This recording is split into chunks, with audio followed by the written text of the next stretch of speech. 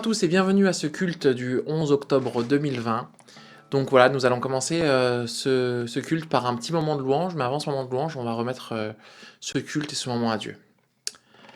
Seigneur, je te remercie Seigneur vraiment pour la bénédiction que c'est de pouvoir venir Seigneur dans ta présence Seigneur, de pouvoir venir te louer, t'adorer Seigneur, te chanter, danser Seigneur, écouter ta parole Seigneur. Je te rends gloire Seigneur parce que tu es un Dieu qui est accessible Seigneur et tu es un Dieu qui est proche de nous, Seigneur. Je te remets ces moments, Seigneur. Au nom de Jésus-Christ, ton Fils. Amen. On va commencer par un morceau qui nous dit que c'est si bon de louer son nom. Et c'est un peu le message que j'ai envie de donner ce matin.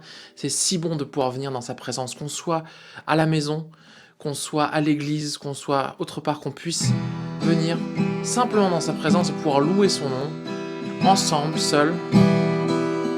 Et le morceau il commence comme ça. C'est si bon de louer son nom, de chanter tes louanges, gloire à son saint nom, de proclamer sa fidélité chaque jour infiniment. C'est si bon de louer son nom, de chanter des louanges, gloire à son saint nom, de proclamer sa fidélité chaque jour infiniment. Voilà, vous voyez, les paroles sont assez simples. Et du coup, il y a une deuxième partie à ce morceau, on va la prendre ensemble, qui fait pareil, mais avec des la. La, la, la, la, la, la. La la la la la la la la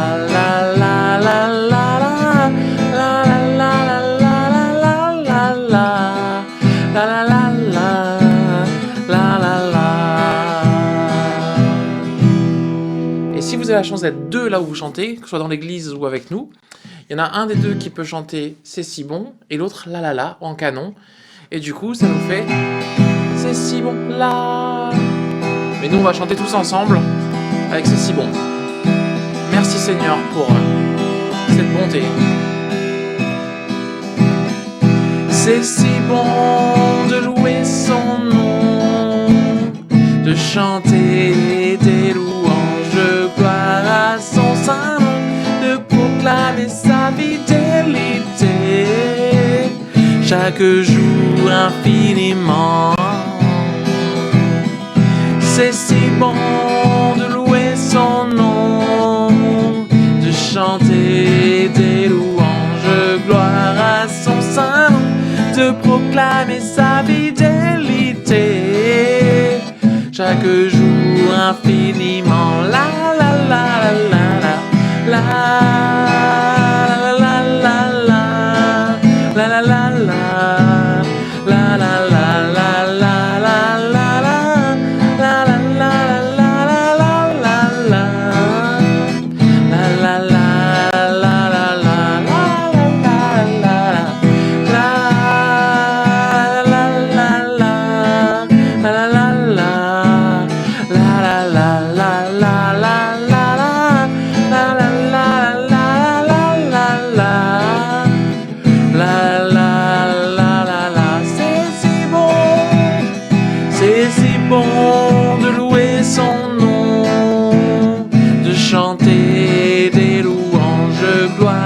Son saint nom, de proclamer sa fidélité chaque jour infiniment.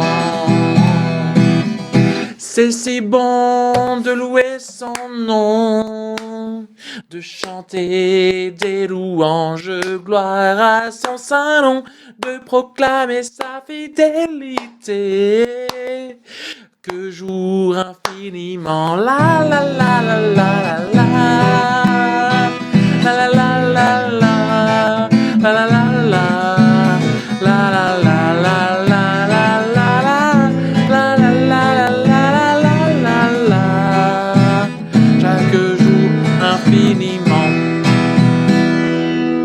Amen, amen, quelle joie, quel bonheur de pouvoir louer son nom, de pouvoir le le faire de manière libre où on veut. On a cette chance de pouvoir louer le nom de Dieu. Et quand on loue le nom de Dieu, quand son esprit vient en nous, on peut chanter, on peut danser. Alors là où vous êtes, vous pouvez vous lever, vous asseoir, vous laisser exprimer cette joie qu'il y a d'être dans la présence de Dieu. Avec ce chant qui dit « Quand l'Esprit de Dieu habite en moi, ma louange, ma danse, ma prière ressemble à celle de David. David qui s'est mis à moitié nu devant son peuple, devant sa épouse, devant tout le monde, il n'en avait rien à faire juste pour pouvoir louer le nom de Dieu. » Quand l'Esprit de Dieu habite en moi, je loue comme David.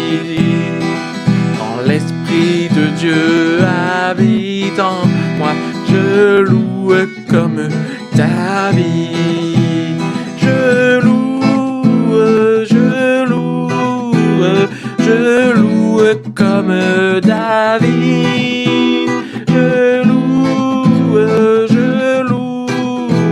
Je loue comme David. Quand l'Esprit de Dieu habite en moi, je chante comme David. Quand l'Esprit de Dieu habite en moi, je chante comme David. Je chante comme David.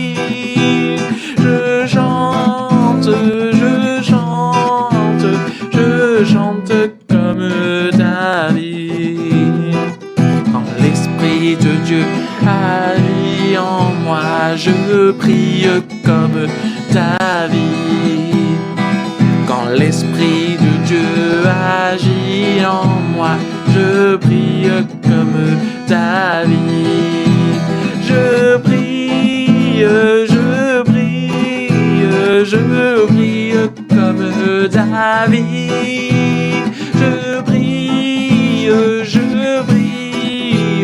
Je prie comme David. Pour le dernier, on va faire je danse. Où que vous soyez, on va même remplacer je danse par nous dansons. Donc si tu as quelqu'un à côté de toi, tu peux lui dire nous dansons comme David.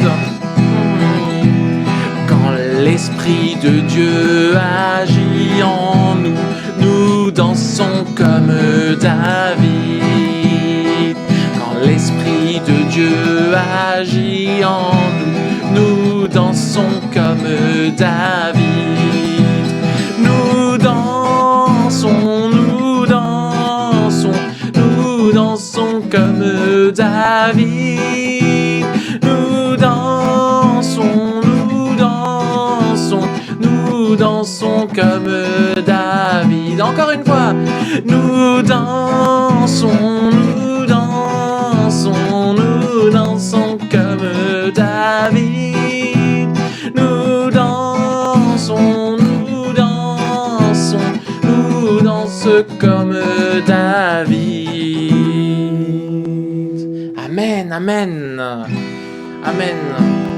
Parce que même si on danse seul dans notre église, devant notre télé, nous sommes unis en Christ.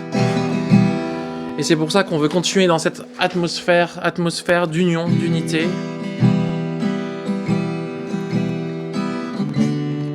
Et chanter ce chant qui nous dit que ce qu'on chante ne sont pas que des chants. C'est une louange, c'est une adoration envers notre Dieu. Et donc on prend ce morceau qui dit le chant terminé, le rideau retombe. On veut pas prendre une image devant Dieu. On veut pas chanter parce que c'est l'habitude qu'on a à chaque culte de chanter. C'est l'habitude à chaque culte qu'on a de faire la louange. Mais on veut vraiment venir d'un cœur sincère, apporter notre offrande.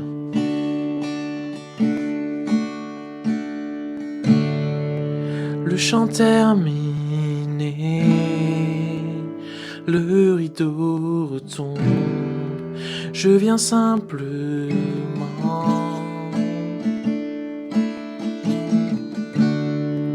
porter mon offrande, car j'ai le désir de réjouir ton cœur. J'apporte plus qu'un beau chant. Chanter ne suffit pas pour répondre à ton appel. Les apparences sont trompeuses, tu vois bien au-delà. Oh Dieu, tu sondes mon cœur. Je reviens au cœur de la louange pour tout centrer sur toi. Centrer sur toi, Jésus. Oui, je renonce à tous mes faux semblants pour tout centrer sur toi. Centrer sur toi, Jésus. Roi d'éternité. Roi d'éternité, qui peut exprimer ce dont tu es dit.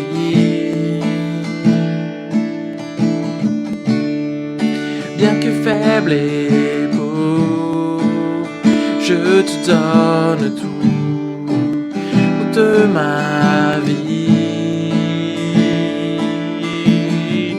J'apporte plus qu'un beau chant. Chanter ne suffit pas pour répondre à ton appel. Les apparences sont trompeuses, je vois bien au-delà. Oh Dieu, tu sondes mon cœur.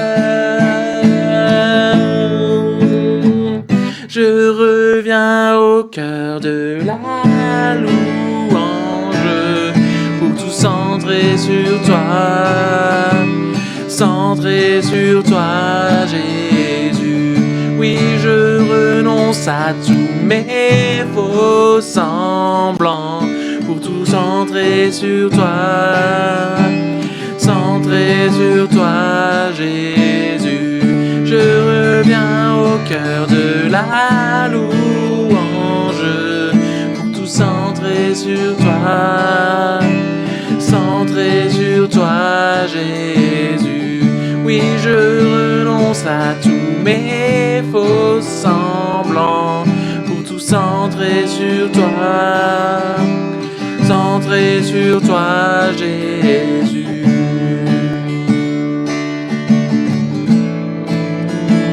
Amen, alléluia. Ah, Seigneur Dieu Tout-Puissant, je veux centrer sur toi, centrer sur toi, centrer sur toi, centrer sur toi, Jésus. Je veux centrer sur toi, centrer sur toi, centrer sur toi, Jésus. Je veux centrer sur toi, je veux me centrer sur toi, je centrer sur toi, Jésus. Que soit la prière ce matin, nous centrer sur Jésus. Je veux me centrer sur toi, Jésus. Centrer sur toi, centrer sur toi, centrer sur toi, Jésus. Je veux centrer sur toi, centrer sur toi. Je veux me centrer sur toi, Jésus. Je veux me centrer sur toi, centrer sur toi. Je veux me centrer sur toi, Jésus.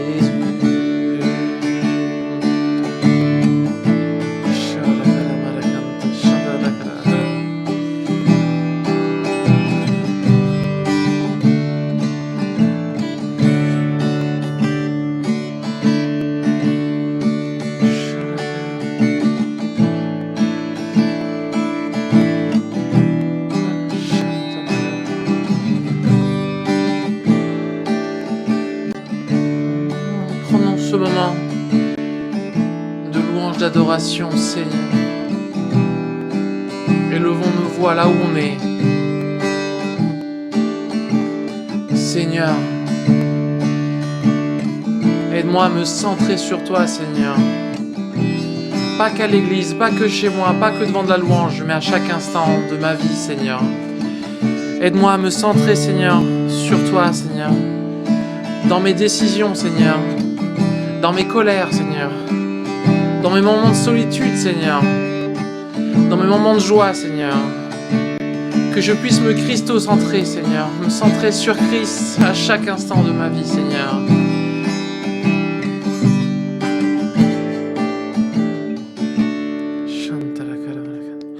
Merci Seigneur, parce que quand on veut faire un pas vers toi, tu en fais 10 vers nous, Seigneur. Seigneur, à chaque fois qu'on s'approche, Seigneur, on est ébloui, Seigneur, par ta présence, Seigneur. On est ébloui par ton amour, Seigneur. Seigneur, je te rends gloire, Seigneur.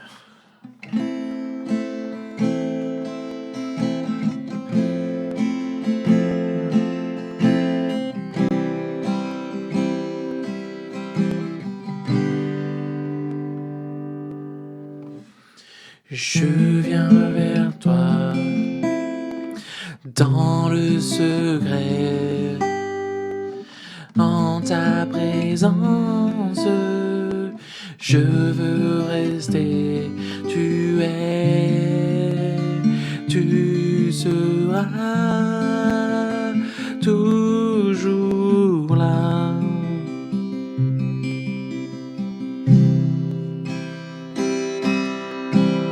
Tout contre toi, près de ton cœur, je peux entendre ta voix, Seigneur. Tu es, tu seras toujours là. Ébloui devant toi, éternel.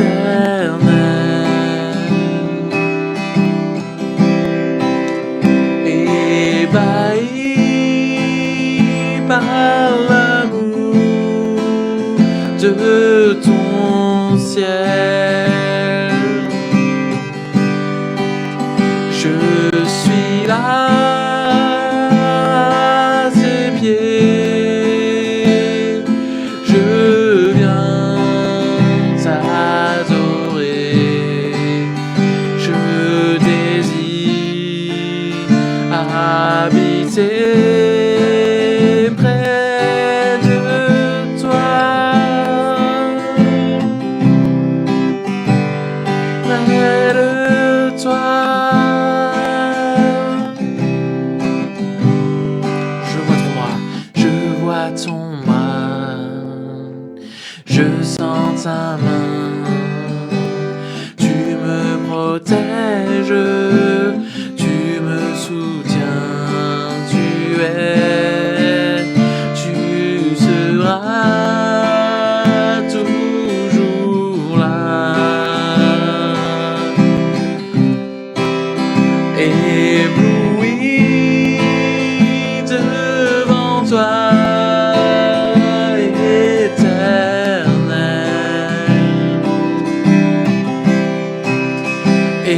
Ébahi par l'amour de ton ciel,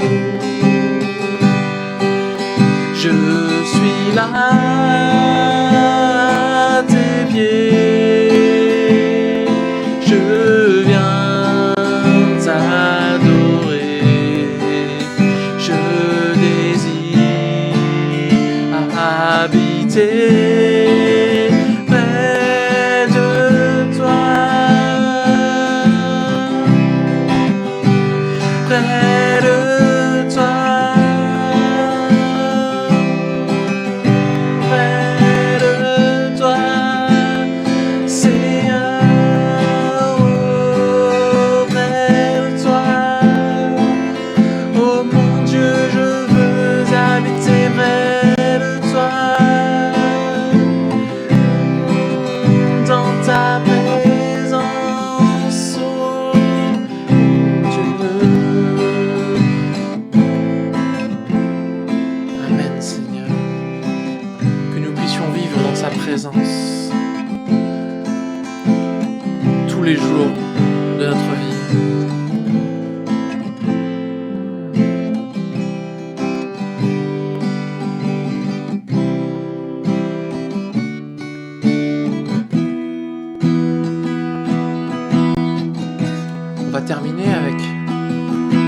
chant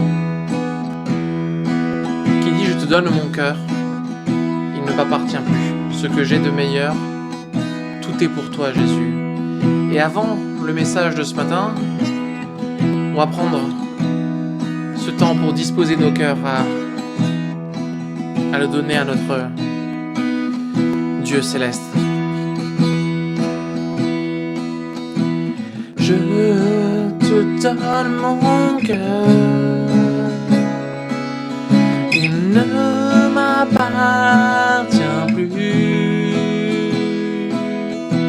Ce que j'ai de meilleur,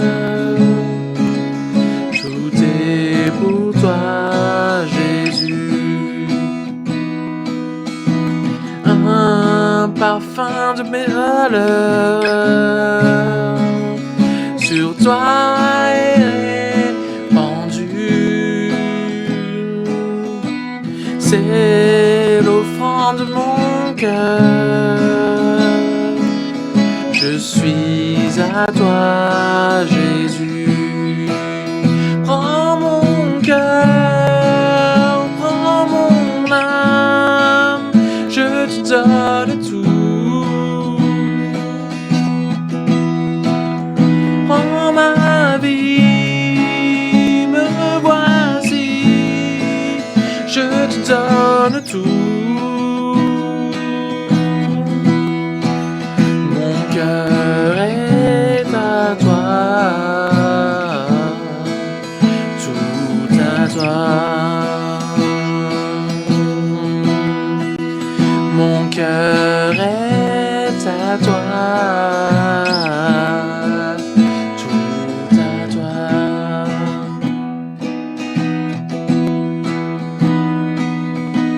Je te donne mon cœur, il ne m'appartient plus.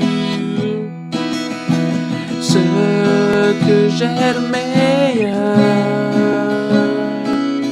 tout est pour toi, Jésus. Un parfum de valeur sur toi est répandu. C'est l'offrande de mon cœur. Je suis à toi, Jésus. Prends mon cœur, prends mon âme, je te donne tout. Prends ma vie, me voici, je te donne tout. Mon cœur est à toi, tout à toi. Chantons-le ce matin. Mon cœur est à toi, tout à toi. Mon cœur est à toi, tout à toi. Seigneur, prends nos cœurs ce matin, Seigneur. Seigneur, modèle nos cœurs, Seigneur, à ton image, à ta parole, à ta pensée, Seigneur.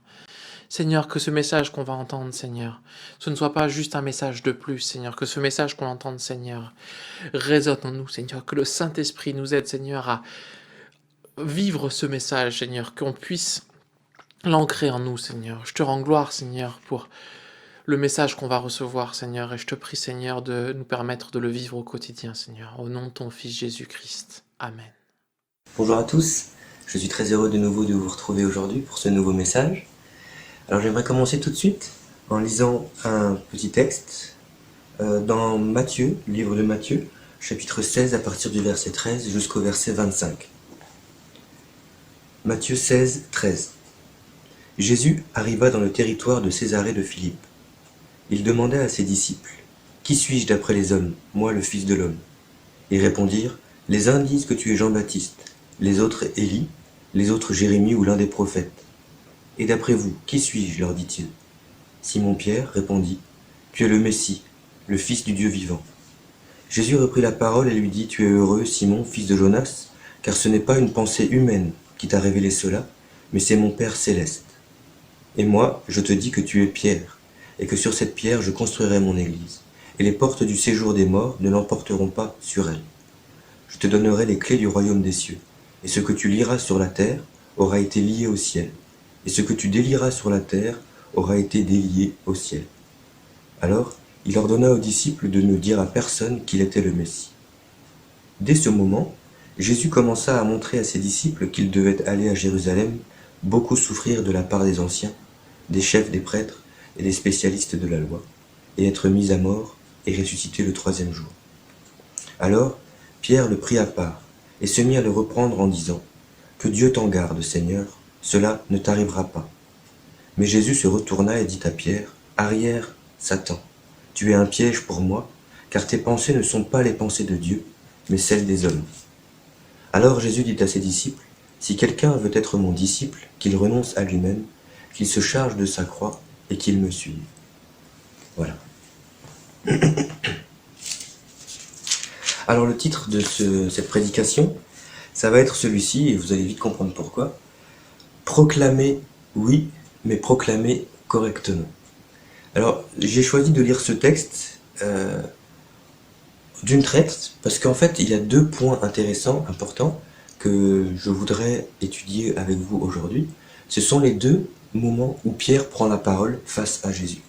On se retrouve là face à une succession de deux discussions entre Pierre, les disciples, et puis Jésus, et à deux moments, deux discussions qui se terminent pas tout à fait de la même manière. Une, on pourrait dire, se termine très bien, et l'autre se termine quand même par une phrase assez effrayante, et par une situation qui pourrait, enfin moi en tout cas, qui m'aurait terrorisé personnellement. Deux moments où Pierre proclame quelque chose, où il dit quelque chose avec force, avec l'autorité qu'on lui reconnaît, avec une attitude de certitude et d'espérance, je pense. Deux moments où Pierre dit quelque chose à Jésus, et deux moments où Jésus réagit de manière complètement différente. Alors, on va pas jouer au jeu des 7 différences aujourd'hui, parce qu'en fait, c'est beaucoup plus compliqué que cela. Il n'y a pas 7 différences, il y a une seule différence entre ces deux moments, entre ces deux moments. On trouve une différence capitale qui pourrait classer, si on peut dire comme ça, les deux proclamations de Pierre, l'une étant une bonne proclamation, l'autre étant une mauvaise proclamation, et quand je dis mauvaise, en fait, je devrais dire bien pire que cela. Alors, quelle est cette différence ? On le ressent très rapidement quand on lit le texte. Quand Jésus commente la première proclamation de Pierre, quand Pierre dit « Tu es le Messie », eh bien, Jésus lui répond tout de suite « Tu es heureux, Simon, fils de Jonas, car ce n'est pas une pensée humaine qui t'a révélé cela, mais c'est mon Père céleste, c'est mon Père qui est aux cieux. » Donc la première proclamation, celle agréée par Dieu, par Jésus, et même validée par lui, on pourrait dire, confirmée, eh bien c'est une proclamation qui, au dire de Jésus, a été révélée, a été transmise directement par Dieu le Père dans le cœur d'un homme. Et ce n'est pas une pensée humaine, une pensée construite à partir d'une réflexion de cette terre, mais bien une pensée humaine. Alors que la deuxième proclamation, une proclamation un peu plus discrète, parce que Pierre choisit de prendre quand même Jésus à part pour lui parler d'une manière peut-être un peu plus ferme, je ne sais pas exactement les rapports qu'ils avaient vraiment tous les deux, mais il le prend à part, il ose faire cela, ça veut bien dire qu'ils avaient une intimité particulière, ou bien que Pierre était vraiment spontané et fougueux, sûrement les deux en même temps, mais il le prend à part, et suite au fait que Jésus ait dit qu'il allait mourir, j'ouvre une petite parenthèse, il dit aussi qu'il va ressusciter, mais ce que Pierre retient sur le moment, c'est que Jésus va mourir et il ne l'accepte pas, et on le comprend tout à fait, bien que on pourrait espérer de lui qu'il fasse suffisamment confiance à Jésus à ce moment-là, mais comme nous, il retombe très rapidement dans une réflexion humaine. Et plus qu'une réflexion humaine, Jésus va tout de suite se détourner de Pierre quand il va lui dire que non, cette mort n'arrivera pas, que ça ne plaît pas à Dieu, que ça ne lui arrivera pas, il ne faut pas que ça lui arrive. Et Jésus se détourne directement de Pierre, et plus que de le contredire ou de lui dire, de lui expliquer, non, il le rejette.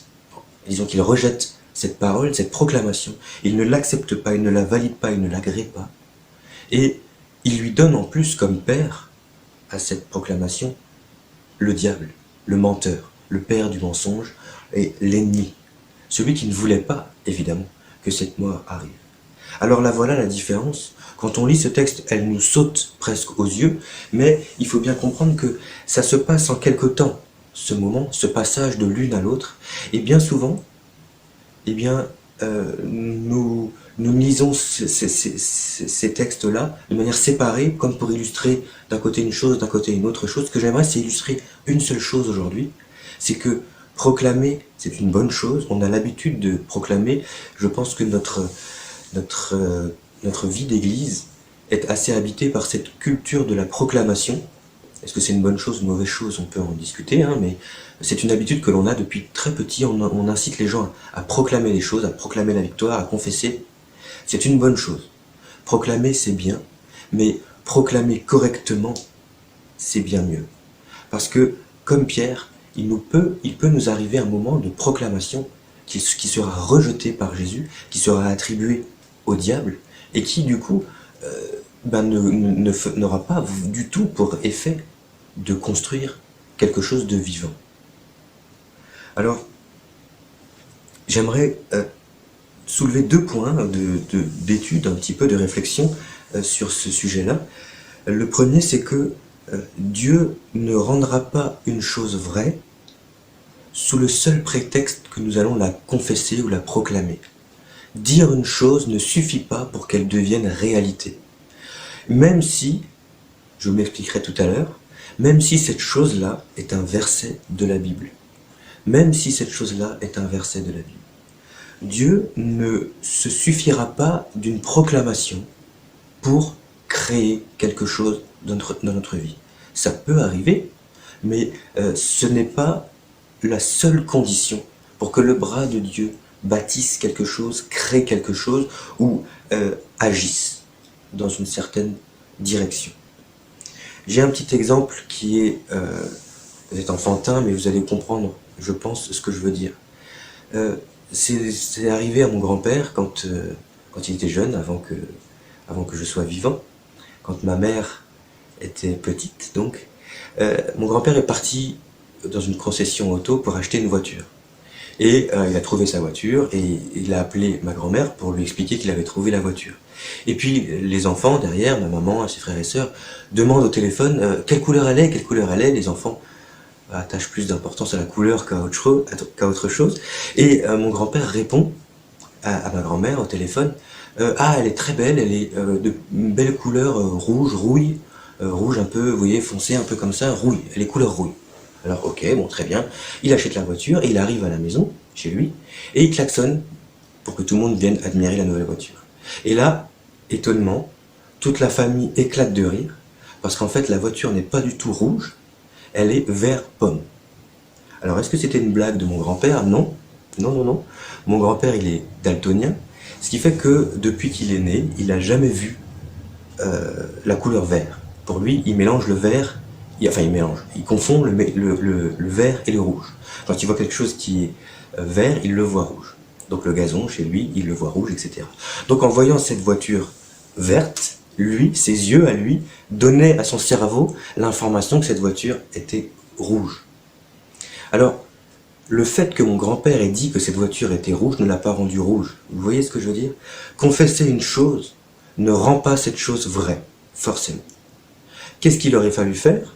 Alors depuis, plus jamais ma grand-mère n'a laissé mon grand-père aller acheter des choses dont la couleur avait une importance, d'accord? Mais qu'est-ce qu'il aurait pu faire, mon grand-père, à ce moment-là? C'était tout simplement de demander à celui qui savait la vraie couleur de lui donner la vraie couleur. Mais n'y pensant pas, ou ne sachant pas, ou étant sûr de lui, eh bien, il voyait une information, il la proclamait, mais ce n'était pas la vérité. C'est un exemple enfantin, je vous avais prévenu, mais c'est souvent comme cela que l'on agit. On va quelque part dans notre vie, on lit quelque chose dans la Bible, on vit quelque chose, on traverse quelque chose, et puis on va confesser ce que nos yeux voient. On va proclamer quelque chose sur cette situation-là. Mais cette proclamation, comme pour mon grand-père, est influencée bien trop souvent par notre nature, par nos yeux, par nos mains, par notre cerveau, par notre pensée, notre éducation, notre passé, nos souhaits, nos désirs, par nous-mêmes. Et c'est d'ailleurs pour ça qu'à la fin de ce texte, Jésus explique clairement, c'est une suite logique. Il dit à ses disciples, si quelqu'un veut être mon disciple, qu'il renonce à lui-même. Parce que se baser sur soi-même pour proclamer quelque chose, même quelque chose qui est issu de la Bible, c'est faire le mauvais choix. C'est faire le choix de Pierre qui prend Jésus à part pour lui expliquer que non, ce n'est pas comme lui l'a dit que ça allait se passer, mais c'est plutôt comme ce que Pierre ressent sur le moment, sur l'instant, que ça va se passer. C'est d'autant plus perturbant pour Pierre, je trouve, que à la suite de la première proclamation, quand Pierre dit à Jésus « Tu es le Messie », c'est une proclamation qui, entre nous, j'ouvre une deuxième parenthèse, c'est un trésor qui est là depuis le premier jour, depuis l'aube des temps, jusqu'à la fin du monde. Ce trésor-là sera le centre de tout. Jésus-Christ, le Messie, le Sauveur qui vient pour nous racheter, c'est la seule et unique vérité qui compte. Donc c'est un trésor que Dieu vient de déposer dans le cœur d'un homme, et il ne s'en rend même pas compte finalement de la valeur inestimable de cette vérité. C'est pour ça que Jésus lui dit « Tu es heureux ». Tu es heureux parce que tu ne sais même pas quelle est la valeur de ce que tu viens de dire. Et je continue. C'est d'autant plus perturbant, je disais avant, que Jésus réagisse comme ça lors de la deuxième proclamation, en disant « Arrière de moi, Satan », parce que Jésus, après la première proclamation, qu'est-ce qu'il dit à Pierre? Il dit « Tu es cette pierre sur laquelle je bâtirai mon église, et ce que tu liras sur terre sera lié dans le ciel. » Dire ça à un homme, c'est quand même lui donner une autorité particulière, c'est quand même lui donner une espérance folle. Et on pourrait dire, si on réfléchissait vraiment rapidement, que, eh bien finalement, Jésus n'a fait qu'appliquer ce que Pierre n'a fait qu'appliquer ce que Jésus lui avait dit, en liant quelque chose sur terre. Vous comprenez ce que je veux dire? Au nom de Jésus, c'est ce qu'on dirait aujourd'hui, au nom de Jésus, non, tu ne mourras pas. Et au nom de la promesse que tu m'as faite il y a quelque temps, de ce que je lirai sur terre sera lié au ciel, eh bien, je confesse, je proclame que ça ne t'arrivera pas. Ça, c'est une construction qui semble logique à première vue, mais qui est basée sur nous-mêmes. Et c'est pour cela que cette étude, cette lecture de ce texte-là doit vraiment s'accompagner d'une remise en question précise et profonde et intime de la valeur de nos proclamations, de nos confessions. Je continue. Le deuxième point, donc le premier point, c'était Dieu ne va pas rendre quelque chose vrai sous le seul prétexte qu'on le confesse. Ça peut arriver, mais ce n'est pas un principe permanent. Le deuxième point, c'est que certaines proclamations, je le répète une troisième fois, même bibliques, peuvent nous éloigner du plan que Dieu a pour nous, peuvent nous éloigner du plan divin, du plan de rédemption, du plan de rachat, du plan de révélation que Dieu a pour les hommes. Je vais m'expliquer. Quand Pierre s'oppose à la mort de Jésus, d'une certaine manière, il ne fait pas que défendre Jésus. C'est pour ça que Jésus le rejette en tant que Satan. Il attribue à son ennemi cette pensée. C'est quand même fort. Il aurait pu faire preuve de plus de douceur. On aurait pu dire, écoute, tu te trompes, ce que tu dis là est une erreur, et je vais t'expliquer pourquoi. Non, non, non, il a tout de suite dénoncé le malin. Parce que le fait que Pierre confesse cela, c'était en fait une ruse du diable pour empêcher le plan divin de s'accomplir. Et si on prend quelques secondes, on se rend compte que notre vie de prière est parsemée de petits moments comme ça, discrets, où nous choisissons de prendre autorité contre quelque chose qui se passe dans notre vie, en proclamant une victoire qui vient de notre seule volonté, sur une situation, sur un désir, sur un plan, sur un projet, sur des gens. On proclame des choses, on dit des choses avec force, avec la force de Pierre, et je vous rappelle que il a mis la même force dans la première que dans la deuxième. Donc, j'ouvre une nouvelle parenthèse, surtout ne jugeons pas, ne déterminons pas la qualité d'un sermon que l'on peut entendre sur Internet notamment, par la fougue du prédicateur, par l'aura, par le charisme qu'il aura en s'exprimant. Parce qu'il pourrait dire avec le même charisme des proclamations divines ou des proclamations que j'appellerais diaboliques. C'est un terme lourd, mais que j'assume. Donc, ce seul charisme ne suffit pas. Il ne faut surtout pas se fier à lui, dans les deux sens du terme.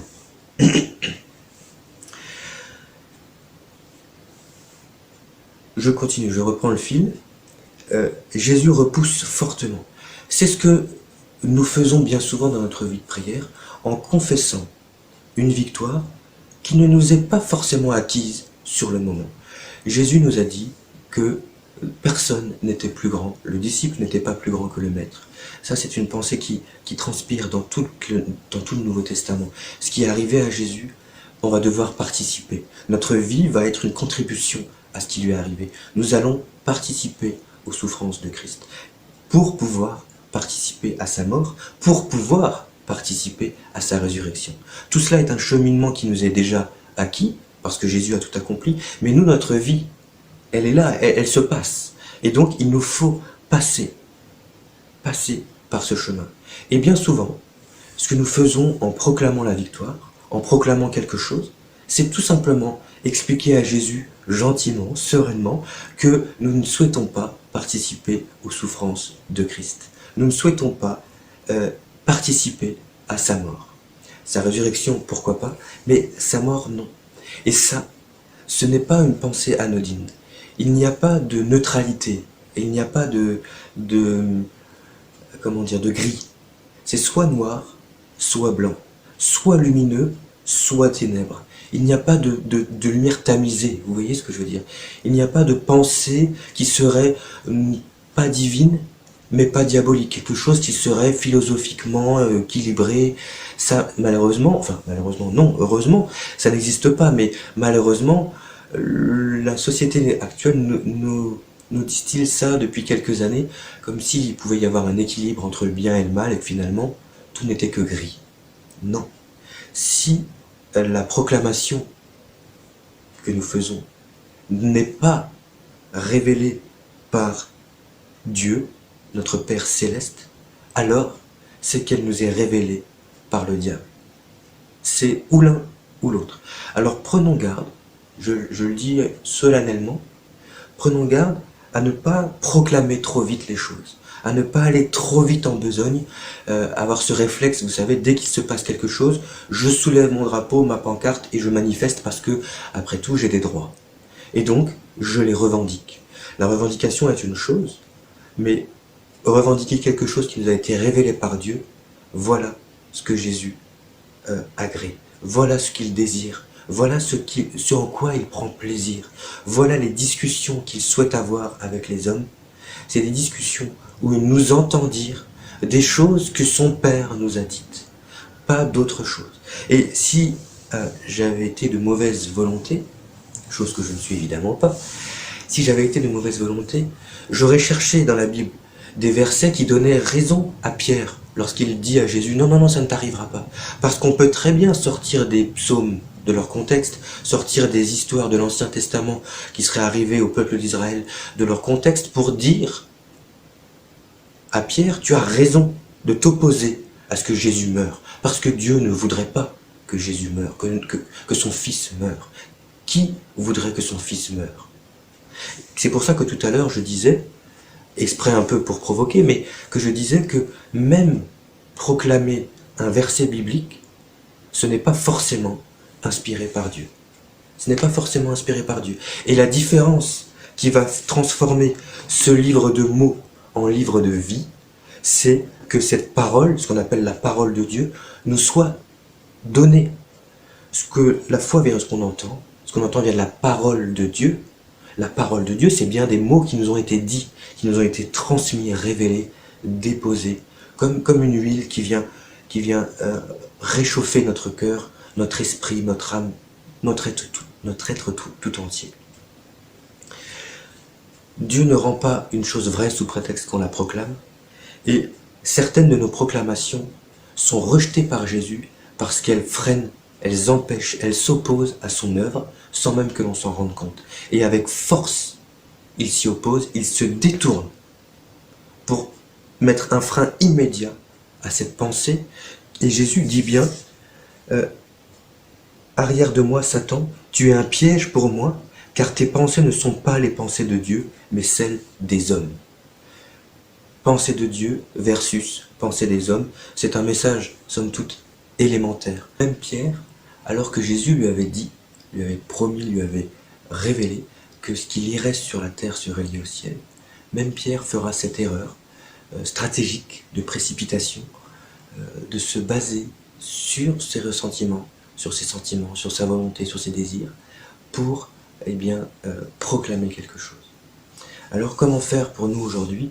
Quelle est la solution à ce problème?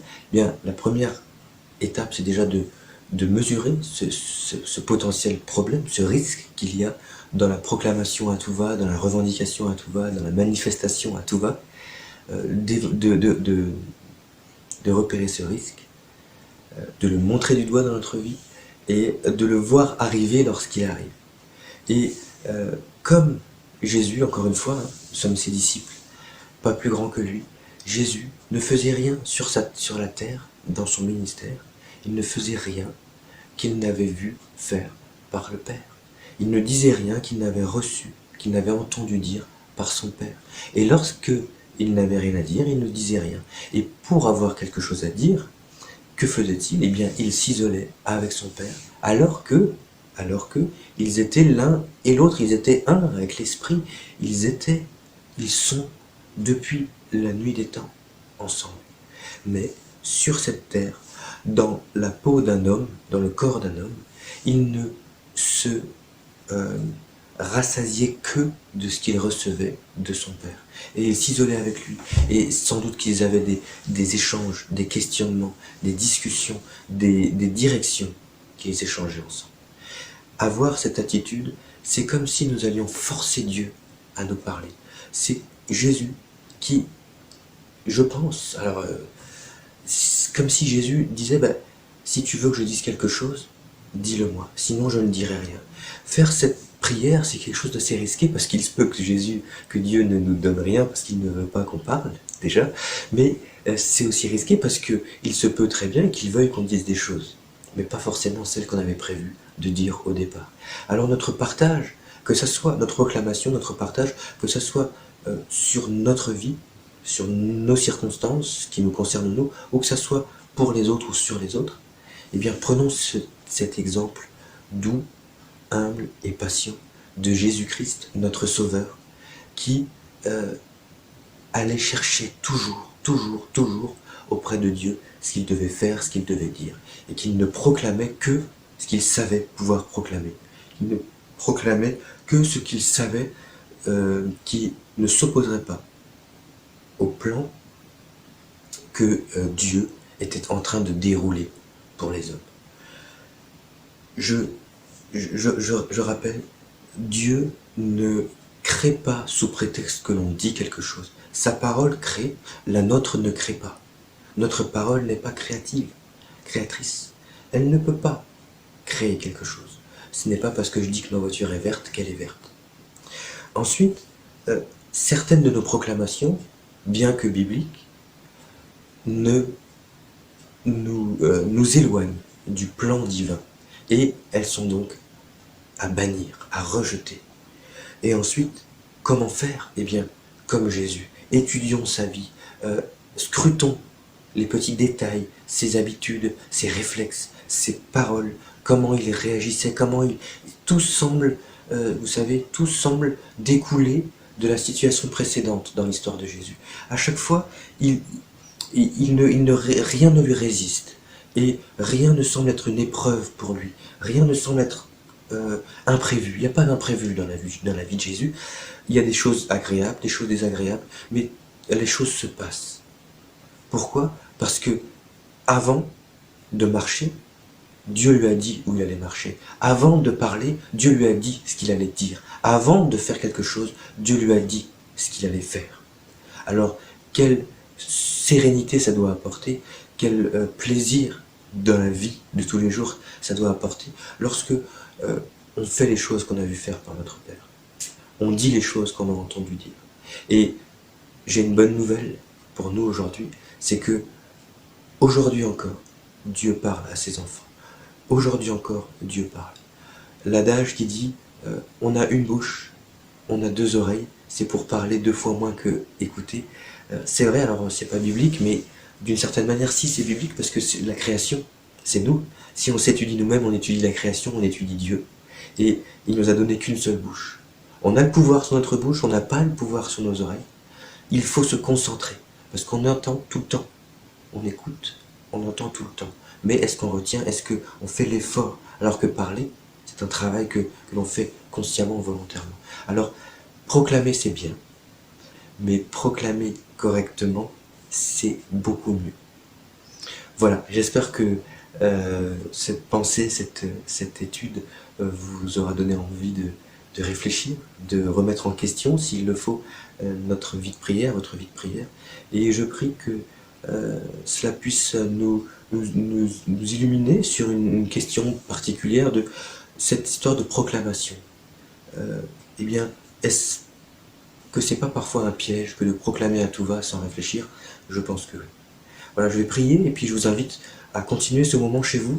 Je vous remercie d'avoir regardé cette vidéo et puis je vous invite à continuer chez vous, de réfléchir sur cette question, vraiment nous questionner sur qu'est-ce que Dieu m'a dit, qu'est-ce qu'il ne m'a pas dit, sur quoi j'aimerais qu'il me parle, etc., etc. Et surtout, comment faisait Jésus pour recevoir ces choses-là. Voilà, je prie et puis je vous souhaite un bon dimanche. Seigneur Jésus, je voudrais te remettre mes frères et sœurs qui ont regardé cette vidéo, tout le monde qui s'intéresse à ce sujet aujourd'hui. Je te prie de nous aider à te ressembler. Nous voulons te suivre, tu es notre modèle. Tu ne faisais rien sans consulter le Père. Nous ne voulons rien faire sans consulter notre Père céleste. Je te prie de déposer des choses dans nos cœurs, de nous rendre heureux, comme tu as rendu heureux Pierre, parce que tu nous parles. Je crois que tu parles encore aujourd'hui, Seigneur.